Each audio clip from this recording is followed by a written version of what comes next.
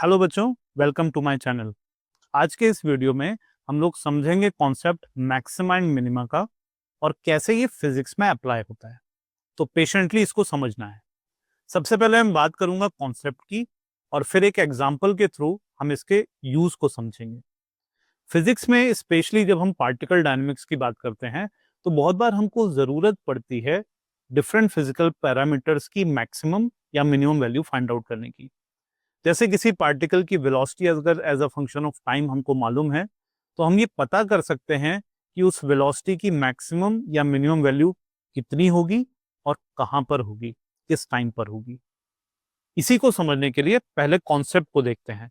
मैं आपके सामने एक एक्स वाई प्लेन बना रहा हूं।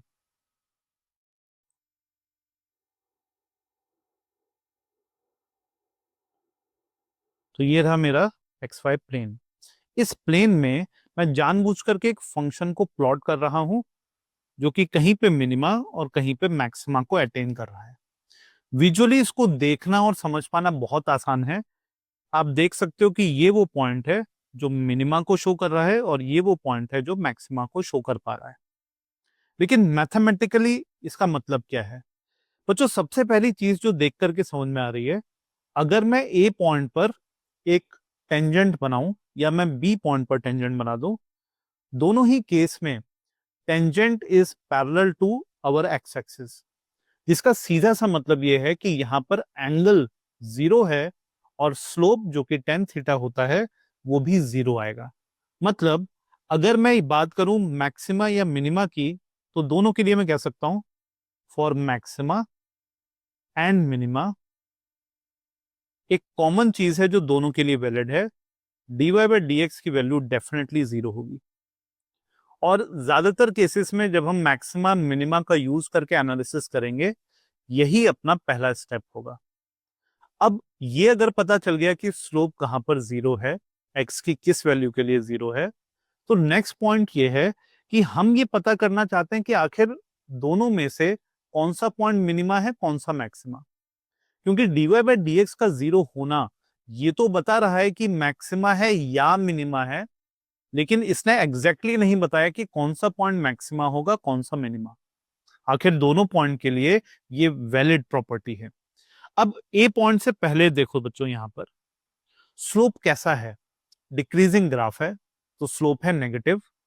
ए पॉइंट पर स्लोप हो गया जीरो, जैसा कि हमारा डिस्कशन हो रहा है, और ए पॉइंट के बियॉन्ड जाते ही ये स्लोप बन गया पॉजिटिव। इसका मतलब स्लोप नेगेटिव था, जीरो हुआ और पॉजिटिव हो गया। ये स्लोप तो बढ़ रहा है ना बच्चों। अगर स्लोप बढ़ रहा है तो मैं यूज करने वाला हूं डबल डिफरेंशिएशन का। मतलब हम D square Y by D X square की बात कर रहे हैं। ध्यान से इस बात को समझो, dy बाई डी एक्स जब हम करते हैं तो आप ग्राफ का स्लोप ही तो निकाल रहे हो, यही तो फिजिकल मीनिंग है डिफरेंशिएशन का। तो अगर आप dy बाई डी एक्स को स्लोप बोलते हो, तो मैं उसका रेट ऑफ चेंज जब कैलकुलेट करूंगा तो मैं क्या कर रहा हूं? मैं स्लोप के रेट ऑफ चेंज को शो करना चाह रहा हूं। और ए पॉइंट पे डेफिनेटली मुझे दिख रहा है कि ये जो रेट ऑफ चेंज है ये पॉजिटिव है। मतलब ये पॉइंट मिनिमा को शो कर रहा है। इसी तरीके से अगर मैं बात करने लगूं बी पॉइंट की, आप बी पॉइंट पर जैसे ही आते हैं तो आपको अगेन स्लोप की वैल्यू तो जीरो मिल ही रही है, लेकिन एक और खास बात है, बी पॉइंट से पहले स्लोप पॉजिटिव है, बी पॉइंट पर जीरो हो गया और उसके बियॉन्ड जाते ही ये स्लोप की वैल्यू क्या हो गई? नेगेटिव। इसका मतलब अगर मैं D square Y by D X square लिखता हूं बच्चों, ये वैल्यू लेस देन जीरो आने का मतलब है ये पॉइंट डेफिनेटली मैक्सिमा को डिनोट कर रहा है।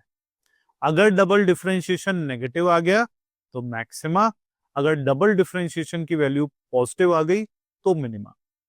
दोनों स्टेप हमारे दिमाग में एग्जैक्टली क्लियर रहने चाहिए। अब मैं एक एग्जांपल लेता हूं।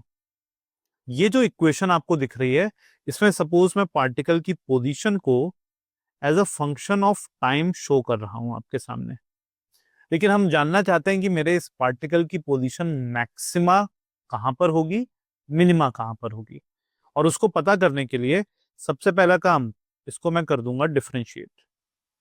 तो अगर मैं dx by D T calculate करता हूं तो आई थिंक सबको दिख रहा है, 1/3 टाइम्स 3t स्क्वायर आएगा, -5/2 टाइम्स 2t प्लस 6। तो यहां से मैं 3 हटा सकता हूं, यहां से मैं 2 हटा सकता हूं, and the equation gets converted into T square minus 5t plus 6। ये अपना पहला स्टेप है जिसमें मैंने डिफरेंशिएशन तो कर दिया, लेकिन अगर मैं इसको जीरो से इक्वेट करूंगा तो टी की वैल्यू मुझे क्या मिलेगी, पहले इसको देखते हैं। तो उसके लिए बहुत आसान है, मैं चलो पूरा करके दिखाई देता हूं। -3t minus 2t plus 6 equals to 0।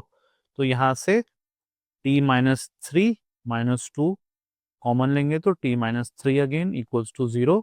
मुझे बच्चों दो रूट्स मिल गए, क्वाड्रेटिक थी, दो रूट मिलने ही थे, लेकिन दोनों जो टाइम की वैल्यूज आ रही हैं यहाँ पे या तो मिनिमा है या मैक्सिमा है। अब कहां पर क्या है ये हमको पता करना पड़ेगा, और उसको पता करने के लिए हम लोग यूज करेंगे अपने स्टेप 2 का। स्टेप 2 क्या था बच्चों? Double differentiation. तो मैं D square x by D T square निकालूंगा, मतलब ये जो फंक्शन सिंगल डिफरेंशिएशन से आया था, मैं इसको फिर से एक बार डिफरेंशिएट करने जा रहा हूं। तो आप ये देख पाएंगे कि इसका डिफरेंशिएशन मेरे पास क्या आएगा, that will be 2t minus 5। और बच्चों देखो यहां पर अगर मैं दो केसेस की बात करूं तो मुझे पता है कि t को 2 रख सकते हैं या 3। अगर मैं 2 रखूंगा तो ये नेगेटिव आ रहा है, और अगर मैं 3 रखूंगा तो 6 - 5 दैट विल गिव मी 1। तो अब जरा जल्दी से सोच के बताओ, -1 का मतलब मिनिमा था या मैक्सिमा? नेगेटिव वैल्यू मतलब मैक्सिमा, पॉजिटिव वैल्यू मतलब मिनिमा। तो मुझे एग्जैक्टली अब मालूम है कि t की वैल्यू, अगर मैं, जैसे मैंने यहाँ पे t को 2 रखा था और यहाँ पे t को 3 रखा, तो अगर मैं t की वैल्यू को 2 रखता हूं तो इस पर मुझे मिलेगा मैक्सिमा, और t की वैल्यू को 3 रखता हूं तो इस पर मुझे मिलेगा मिनिमा। अगर आप लोग निकालना चाहते हैं कि ये मैक्सिमम और मिनिमम वैल्यू कितनी है, तो t को 2 और t को 3 आप रख सकते हैं अपनी ओरिजिनल इक्वेशन में। तो अगर आपको x मैक्स निकालना है सपोज, तो आप t की वैल्यू को 2 यहां पर रख देंगे, मैक्सिमम वैल्यू आ जाएगी, t की वैल्यू को 3 रख देंगे तो मिनिमम वैल्यू आ जाएगी। ये पूरा कॉन्सेप्ट है मैक्सिमा एंड मिनिमा का। इसी को हम फिजिक्स में डिफरेंट क्वेश्चंस में अप्लाई करेंगे, चाहे क्वेश्चन मैक्सिमम मिनिमम टाइम की बात कर रहा हो, वेलोसिटी की, पोजीशन की, एक्सेलरेशन की, सभी केसेस में हम लोग अप्लाई कर सकते हैं। थैंक यू बच्चों।